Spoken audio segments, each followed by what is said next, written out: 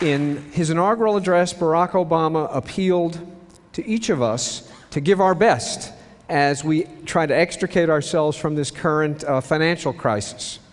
But what did he appeal to? He did not, happily, follow in the footsteps of his predecessor and tell us to just go shopping. Nor did he tell us, trust your country, invest, invest, invest. Instead, what he told us was to put aside childish things. And he appealed to virtue. Virtue is an old-fashioned word. It seems a little out of place in a cutting-edge environment like this one. And besides, some of you might be wondering, what the hell does it mean? Let me begin with an example. This is the job description of a hospital janitor that is scrolling up on the screen. And all of the items on it are unremarkable. They're the things you would expect. Mop the floors, sweep them, empty the trash, restock the cabinets. It may be a little surprising how many things there are, but it's not surprising what they are. But the one thing I want you to notice about them is this. Even though this is a very long list, there isn't a single thing on it that involves other human beings. Not one. The janitor's job could just as well be done in a mortuary as in a hospital. And yet, when some psychologists interviewed hospital janitors to get a sense of what they thought their jobs were like, they encountered Mike, who told them about how he stopped mopping the floor because Mr. Jones was out of his bed, getting a little exercise, trying to build up his strength, walking slowly up and down the hall. And Charlene told them about how she ignored her supervisor's admonition and didn't vacuum the visitors' lounge because there were some family members who were there all day, every day, who at this moment happened to be taking a nap. And then there was Luke, who washed the floor in a comatose young man's room twice because the man's father, who had been keeping a vigil for 6 months, didn't see Luke do it the first time, and his father was angry. And behavior like this from janitors, from technicians, from nurses, and if we're lucky every now and then from doctors, doesn't just make people feel a little better, it actually improves the quality of patient care and enables hospitals to run well. Now, not all janitors are like this, of course, but the ones who are think that these sorts of human interactions involving kindness, care, and empathy are an essential part of the job, and yet their job description contains not one word about other human beings. These janitors have the moral will to do right by other people, and beyond this, they have the moral skill to figure out what doing right means. Practical wisdom, Aristotle told us, is the combination of moral will and moral skill. A wise person knows when and how to make the exception to every rule, as the janitors knew when to ignore their job duties in the service of other objectives. A wise person knows how to improvise, as Luke did when he rewashed the floor. Real-world problems are often ambiguous and ill-defined, and the context is always changing. A wise person is like a jazz musician, using the notes on a page, but dancing around them, inventing combinations that are appropriate for the situation and the people at hand. A wise person knows how to use these moral skills in the service of the right aims, to serve other people, not to manipulate other people. And finally, perhaps most important, a wise person is made, not born. Wisdom depends on experience, and not just any experience. You need the time to get to know the people that you're serving. You need permission to be allowed to improvise, to try new things, occasionally to fail, and to learn from your failures. And you need to be mentored by wise teachers. When you ask the janitors who behave like the ones I described how hard it is to learn to do their jobs, they tell you that it takes lots of experience. And they don't mean it takes lots of experience to learn how to mop floors and empty trash cans. It takes lots of experience to learn how to care for people. At TED, brilliance is rampant. It's scary. The good news is that you don't need to be brilliant to be wise. The bad news is that without wisdom, brilliance isn't enough. It's as likely to get you into trouble and other people into trouble as anything else. Now, I hope that we all know this. There's a sense in which it's obvious, and yet, let me tell you a little story. It's a story about lemonade. A dad and his 11-year-old son were watching a Detroit Tigers game at the ballpark. His son asked him for some lemonade, and Dad went to the concession stand to buy it. All they had was Mike's Hard Lemonade, which was 5% alcohol. Dad, being an academic, had no idea that Mike's Hard Lemonade contained alcohol, so he brought it back. And the kid was drinking it, and a security guard spotted it and called the police, who called an ambulance. They rushed to the ballpark, whisked the kid to the hospital. The emergency room ascertained that the kid had no alcohol in his blood. And they were ready to let the kid go, but not so fast. The Wayne County Child Welfare Protective Agency said no, and the child was sent to a foster home for 3 days.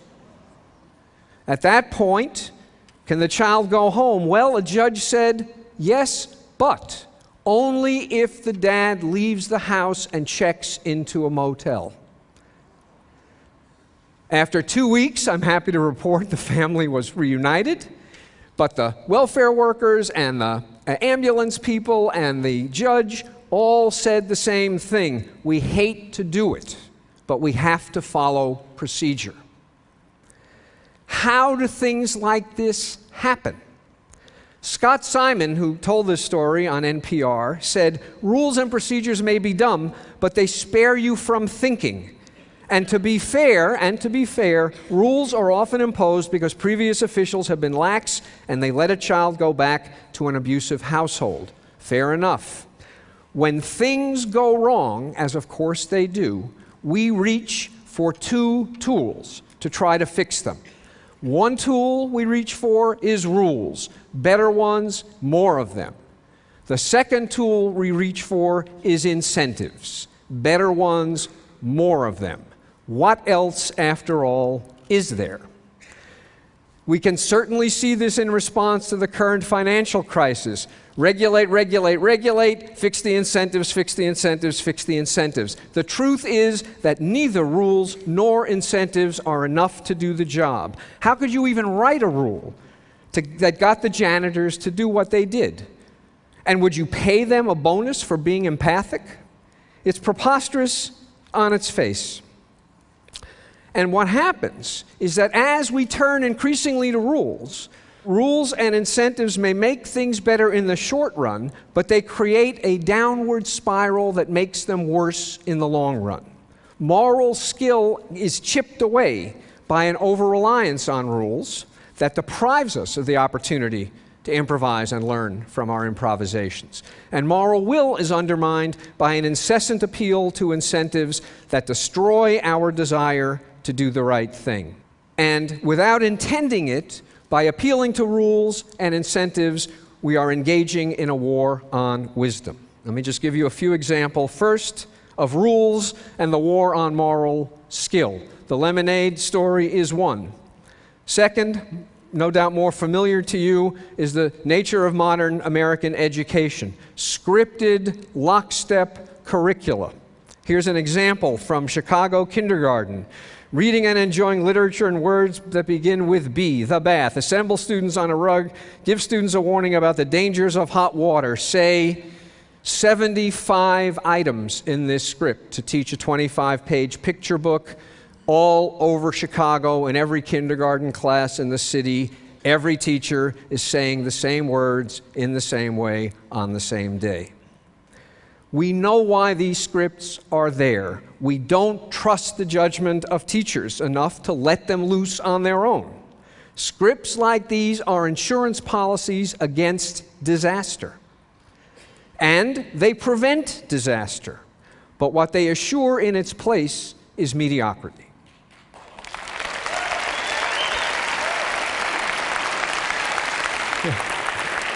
Don't get me wrong, we need rules. Jazz musicians need some notes. Most of them need some notes on the page. We need more rules for the bankers, God knows. But too many rules prevent accomplished jazz musicians from improvising. And as a result, they lose their gifts. Or worse, they stop playing altogether. Now, how about incentives? They seem cleverer.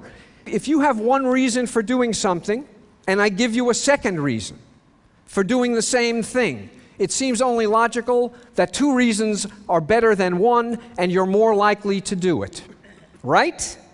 Well, not always. Sometimes two reasons to do the same thing seem to compete with one another instead of complementing, and they make people less likely to do it. I'll just give you one example because time is racing. In Switzerland, back in about 15 years ago, they were trying to decide where to site nuclear waste dumps. There was going to be a national referendum, and some psychologists went around and polled citizens who were very well informed. And they said, would you be willing to have a nuclear waste dump in your community? Astonishingly, 50% of the citizens said yes. They knew it or thought it was dangerous. They thought it would reduce their property values, but it had to go somewhere, and they had responsibilities as citizens. The psychologists asked other people a slightly different question. They said, if we paid you 6 weeks' salary every year, would you be willing to have a nuclear waste dump in your community? Two reasons. It's my responsibility, and I'm getting paid. Instead of 50% saying yes, 25% said yes. What happens is that the introduction of the incentive gets us so that instead of asking, what is my responsibility, all we ask is, what serves my interests? When incentives don't work, when CEOs ignore the long-term health of their companies in pursuit of short-term gains that will lead to massive bonuses, the response is always the same. Get smarter incentives. The truth is that there are no incentives you can devise that are ever going to be smart enough. Any incentive system can be subverted by bad will. We need incentives. People have to make a living. But excessive reliance on incentives demoralizes professional activity in two senses of that word. It causes people who engage in that activity to lose morale, and it causes the activity itself to lose morality. Barack Obama said before he was inaugurated, we must ask not just is it profitable, but is it right? And when professions are demoralized, everyone in them becomes dependent on, addicted to incentives, and they stop asking, is it right? We see this in medicine. And we certainly see it in the world of business.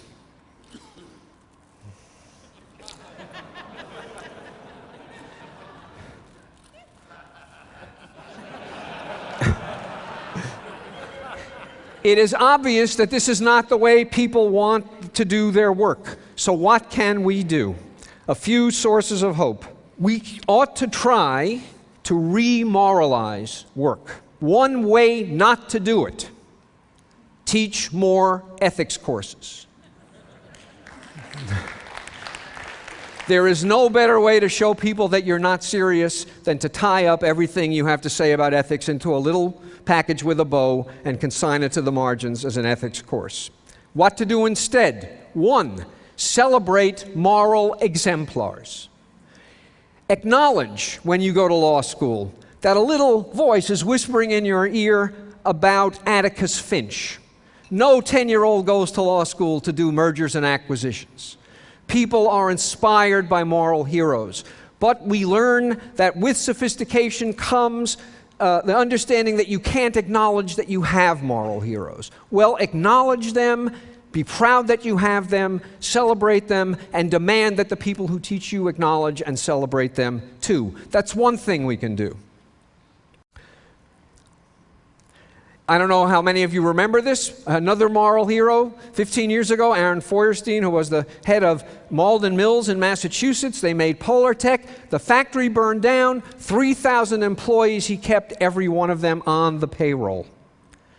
Why? Because it would have been a disaster for them and for the community if he had let them go. Maybe on paper our company's worth less to Wall Street, but I can tell you it's worth more. We're doing fine. Just at this TED, we heard talks from several moral heroes, two particularly inspiring to me. One was Ray Anderson, who turned, a part of the evil empire into a zero footprint or almost a zero footprint business. Why? Because it was the right thing to do. And a bonus he's discovering is he's actually going to make even more money. His employees are inspired by the effort. Why? Because they're happy to be doing something that's the right thing to do. Yesterday we heard Willie Smits talk about reforesting in Indonesia. And in many ways this is the perfect example because it took the will to do the right thing, and God knows it took a huge amount of technical skill. I boggled at how much he needed to know and his associates in order to plot this out. But most important to make it work, and he emphasized this, is that it took knowing the people in the communities. Unless the people you're working with are behind you, this will fail. And there isn't a formula to tell you how to get the people behind you because different people in different communities organize their lives in different ways. So there's a lot here at TED and at other places to celebrate, and you don't have to be a mega hero. There are ordinary heroes like the janitors who are worth celebrating too. As practitioners, each and every one of us should strive to be ordinary, if not extraordinary heroes. As heads of organizations, we should strive to create environments that encourage and nurture both moral skill and moral will. Even the wisest and most well-meaning people will give up if they have to swim against the current in the organizations in which they work. If you run an organization, you should be sure that none of the jobs have job descriptions like the job description of the janitors. Because the truth is that any work you do that involves interaction with other people is moral work. And any moral work depends upon practical wisdom. And perhaps most important, as teachers, we should strive to be the ordinary heroes, the moral exemplars to the people we mentor. And there are a few things that we have to remember as teachers. One is that we are always teaching. Someone is always watching. The camera is always on. Bill Gates talked about the importance of education, and in particular the model that Kip was providing. Knowledge is power, and he talked about a lot of the wonderful things that Kip is doing to take inner city kids and turn them in the direction of college. I want to focus on one particular thing Kip is doing that Bill didn't mention, and that is they have come to the realization that the single most important thing kids need to learn is character. They need to learn to respect themselves. They need to learn to respect their schoolmates. They need to learn to respect their teachers. And most important, they need to learn to respect learning. That's the principal objective. If you do that, the rest is just pretty much a coast downhill. And the teachers, the way you teach these things to kids is by having the teachers and all the other staff embody it every minute of every day. Obama appealed to virtue, and I think he was right. And the virtue that we need above all others, I think, is practical wisdom, because it's what allows other virtues, honesty, kindness, courage, and so on, to be displayed at the right time and in the right way. He also appealed to hope. Right again. I think there is reason for hope. I think people want to be allowed to be virtuous. In many ways, it's what TED is all about. Wanting to do the right thing in the right way for the right reasons. This kind of wisdom is within the grasp of each and every one of us if only we start paying attention. Paying attention to what we do, to how we do it, and perhaps most importantly, to the structure of the organizations within which we work, so as to make sure that it enables us and other people to develop wisdom rather than having it suppressed. Thank you very much. Thank you.